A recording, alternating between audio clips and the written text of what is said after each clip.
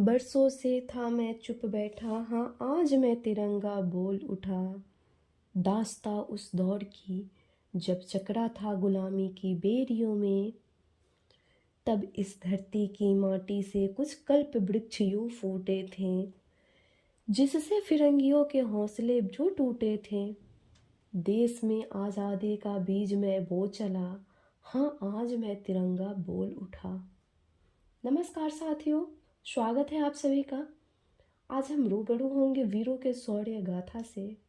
साथ ही जानेंगे देश की स्वतंत्रता से जुड़े हर उन अनछुए पहलुओं को जो हमें अतीत के झरोकों से ऐतिहासिक लम्हों की झलक दिखलाएंगी।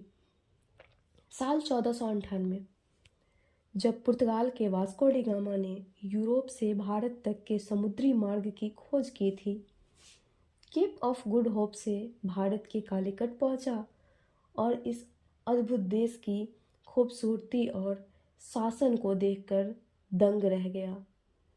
और भारतीय बाजारों से करीब 60% मुनाफों के साथ वापस लौटे वास्को डी गामा ने वैश्विक इतिहास में एक नए अध्याय की शुरुआत की। दरअसल इस समुद्री मार्ग ने अन्य यूरोपीय व्यापारियों के लिए नए रास्ते खोल दिए। डच, फ्रेंच सहित कई यूरोपीय कंपनियों ने हिंदुस्तान की धरती पर कदम रखा और अपने व्यापार को नया आयाम दिया। गौरतलब है कि उस दौर में भारतीय मसालों का दुनिया में डंका बज रहा था और इसमें काले मिर्च का प्रभाव इतना गहरा था कि उस दौर में इसकी तुलना सोने से की जाती थी और इसे ब्लैक गोल्ड के नाम से भी जाना जाता था। हालांकि उस दौरान मसालों के व्यापार पर डचों का एकाधिकार था, लेकिन साल 1599 के अंतिम दिनों में लंदन शहर में जन्म हुआ ब्रिटिश जॉइंट स्टॉक कंपनी का। यही कंपनी आगे चलकर ईस्ट इंडिया कंपनी के नाम से मशहूर हुई। शुरुआती दौर में इस कंपनी पर ब्रिटिश व्यापारियों और अभिजात वर्ग का ही अधिकार था, परंतु 31 दिसंबर 1599 को तत्कालीन महारानी एलिजाबेथ प्रथम ने उन्हें एक रॉयल चार्टर दिया। रॉयल चार्टर का मतलब था एक रिटर्न ऑर्डर, जिसका मतलब था कि ईस्ट इंडिया कंपनी जो इंग्लैंड में बनी है, दुनिया के अलग अलग जगहों पर जाकर मसालों और दूसरी वस्तुओं का व्यापार कर सकती है। आसान भाषा में कहें तो उन्हें एक प्रकार का ट्रेडिंग लाइसेंस मिल गया। इसके साथ ही इसे कई विशेषाधिकार भी मिले, जिससे अपना खुद का पैसा छापना, अपने अनुसार व्यापार वाले क्षेत्र में नियम कानून बनाना शामिल थे। इसके साथ ही क्वीन एलिजाबेथ प्रथम ने कंपनी को क्षेत्र सीमा भी बताई थी और वह था केप ऑफ गुड होप के पूर्व और मैगलन राज्यों के पश्चिम में बसा क्षेत्र। इसके बाद शुरू हुई ईस्ट इंडिया कंपनी की यात्रा, जिसमें वह सबसे पहले समुद्री मार्ग के जरिए पहुंचे इंडोनेशिया की ओर।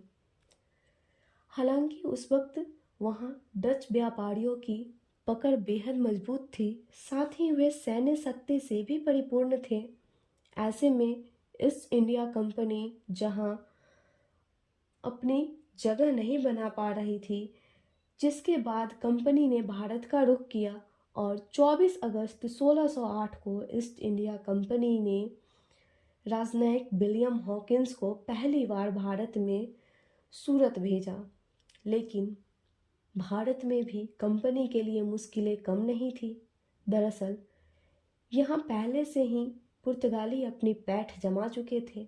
इसके साथ ही भारत में उस समय मुगलों का शासन था। विलियम हॉकिंस यह बात भली भांति जान चुके थे। यहाँ टिकने के लिए उन्हें सरकार की अनुमति लेनी होगी। इसीलिए बिना समय गंवाए विलियम हॉकिंस सीधे पहुँचे आगरा, जहाँ बादशाह जहांगीर का दरबार लगा था। लेकिन जहांगीर ने विलियम हॉकिंस की बात ठुकरा दी और ईस्ट इंडिया कंपनी को भारत में व्यापार करने की अनुमति नहीं मिली। बहरहाल कंपनी ने हार नहीं मानी और 18 सितंबर 1615 को एक बार फिर मुगल दरबार में दाखिल हुए इंग्लैंड के आधिकारिक राजदूत सर थॉमस रो। इन्होंने जहांगीर से मुलाकात की और इंग्लैंड के साथ व्यापार करने का प्रस्ताव बड़े ही रोचक अंदाज में सामने रखा और कहा, अगर कंपनी को व्यापार करने की अनुमति मिल जाती है तो इसके बदले कंपनी मुगल प्रशासन को प्रति वर्ष एक तय राशि का भुगतान करेगी। और इस तरह 3 साल तक लगातार अनुनय विनय के साथ सर थॉमस रो को सफलता हासिल हुई और जहांगीर ने ईस्ट इंडिया कंपनी के साथ एक व्यापारिक समझौते पर हस्ताक्षर किए। समझौते के तहत कंपनी अलग अलग हिस्सों पर अपनी फैक्ट्री स्थापित की और कंपनी की नज़र बंगाल और साम्राज्य की दक्षिणी हिस्सों पर थी, क्योंकि मुगल साम्राज्य कई प्रांतों में बटा हुआ था और बढ़ते समय के साथ मुगल साम्राज्य कमज़ोर पड़ने लगा था और धीरे धीरे उसकी जगह स्थानीय प्रशासन लेने लगा था। वहीं इस सब के बीच साल 1662 में इंग्लैंड के राजा चार्ल्स द्वितीय की शादी पुर्तगाली राजकुमारी कैथरीन से हुई और उन्हें दहेज में भारत का शहर बॉम्बे मिला। अब बॉम्बे इंग्लैंड के अधिकार क्षेत्र में था। ईस्ट इंडिया कंपनी की पहुंच यहाँ आसान हो गई। साल 1707 में जब औरंगजेब की मौत हुई तब मुगल साम्राज्य की सीमा सिकुड़ गई थी और उनके पास राजस्व का एकमात्र स्रोत बंगाल बचा था। कर राजस्व केवल बंगाल से आता था, बाकी सभी प्रांत स्वतंत्र रूप से कार्य कर रहे थे। यही सिलसिला आगे भी जारी रहा, लेकिन साल 1756 में बंगाल के नवाब अलीवर्दी खां के मृत्यु के बाद हालात बदलने लगे थे और बंगाल के नए नवाब बनते हैं सिराजुद्दौला। नवाब सिराजुद्दौला अंग्रेज़ों की नीतियों के खिलाफ थे और वे अंग्रेज़ों के मंसूबों को भाप गए थे। इसलिए उन्होंने ईस्ट इंडिया कंपनी द्वारा बंगाल में व्यापार के नाम पर बनाए जा रहे किलों का विरोध किया और अपने 30,000 सैनिकों को भेजकर कलकत्ता में ईस्ट इंडिया कंपनी की फैक्ट्री पर कब्जा कर लिया तथा उनके कार्यकर्ताओं को एक छोटे से कमरे में बंद कर देते हैं, जिसमें घुटन के कारण कई व्यक्तियों की मौत हो जाती है। नवाब सिराजुद्दौला के इस कदम से ईस्ट इंडिया कंपनी को बड़ा झटका लगता है। इसके साथ ही व्यापार करने आई कंपनी भी अपने तेवर दिखाते हुए बदले की भावना से आगे की कार्यवाही करती है। तो दोस्तों, अगले भाग में जानेंगे कि कैसे ईस्ट इंडिया कंपनी को नवाब सिराजुद्दौला के रूप में एक बड़ी चुनौती मिली और व्यापार करने आई कंपनी कैसे युद्ध के मैदान में कूदी। तो जल्द ही मिलते हैं इन सभी सवालों के जवाब के साथ अगले भाग में। जय हिंद दोस्तों।